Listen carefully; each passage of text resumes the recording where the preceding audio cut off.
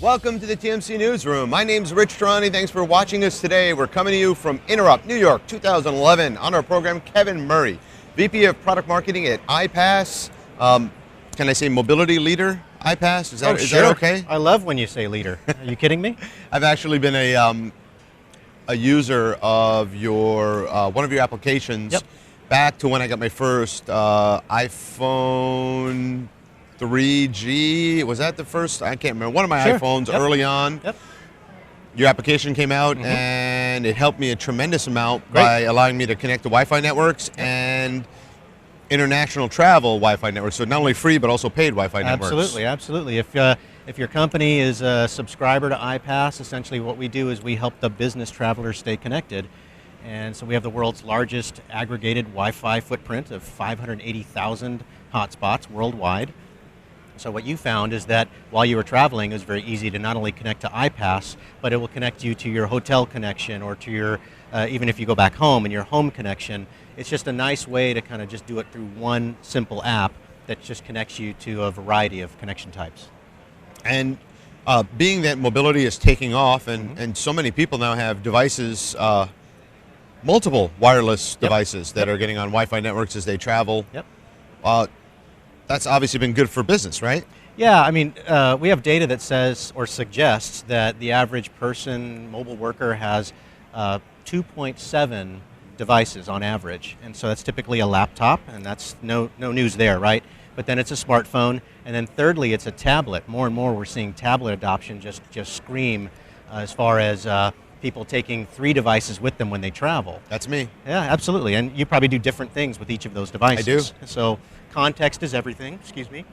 And what you want to be able to do is quickly stay in touch. If you have your smartphone, you probably, if you need to get something done, you're going to be on your laptop. If you're going to do a series of email in 10, 15 minutes, you have your iPad.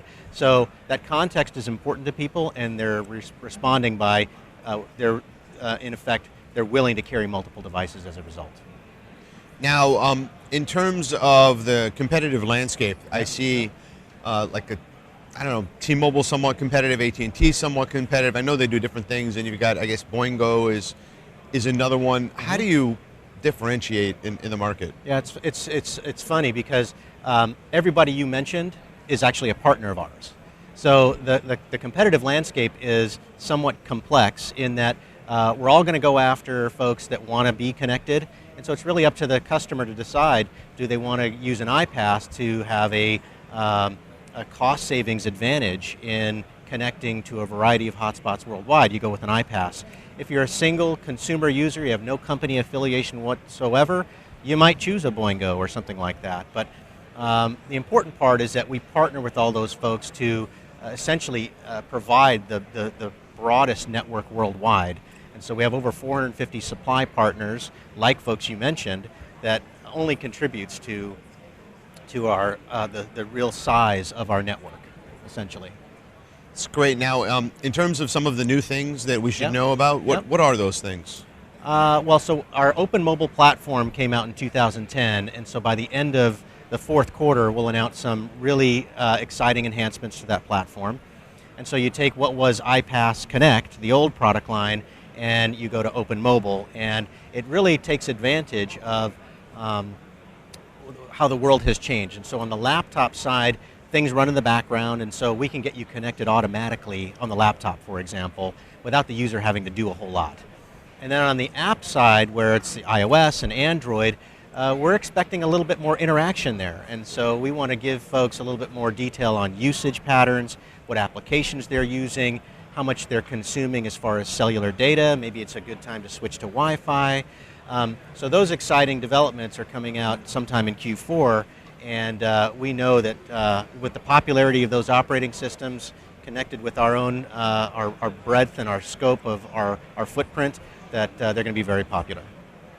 Now, for someone watching right now, I'm just trying to set them up so they would know if they were a good candidate to call you to become potentially a customer. Who would I be typically that would benefit from your services? Absolutely. So anyone with business travelers, first of all. Okay. And so we like to talk to the large enterprises because we think there's going to be a very significant cost advantage in working with iPass. We're going to be able to drive down the cost of mobility because if you have enough people connecting and what we do is we pass on that savings to the company.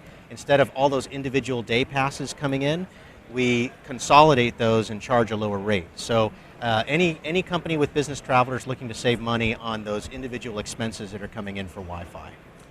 Now, it's not just saving money, it's also reducing the hassle for the travelers, Totally, isn't it? totally. Because we're talking about apps on devices that, a lot of times business travelers, being one myself, Yeah. they have a limited amount of time in the airport Absolutely. and they've got to download sometimes multi-megabyte PowerPoints that are that they need, that are Yeah. desperately needed Yep. before they get on a flight. The flight may or may not have Wi-Fi. That's exactly right. And so the user productivity issue, the user experience issue is something we keep a very close tab on. And we want to make sure that it's as non-invasive as possible, that you get connected and you can get your work done and you're connected to an enterprise grade, a commercial grade hotspot that's fast, reliable, and not riddled with malware or security vulnerabilities. Excellent. Is there anything else we left out, or did we pretty much cover? I'd say the last thing I will say is that last week we published a report called the Mobile Enterprise Report. It's a survey. We got 225 IT guys to respond. It's available on our website. It's great data on what IT is struggling with in terms of mobility, their frustrations, what their plans are. For example, what are their plans for non-IT provision devices or iPhones and Androids coming in without their permission? A lot of great data in that report. Security is part of that, isn't it? It's a huge part of it, and they're really struggling with how secure do we need to be before we allow these devices So companies should probably check that out, especially because everyone needs to be aware of security on Highly recommend it. wireless networks. That's a big issue. Absolutely. So easy to tap into. You got it. Yep. Well, thanks for being here. My Appreciate pleasure. it. Thanks a lot.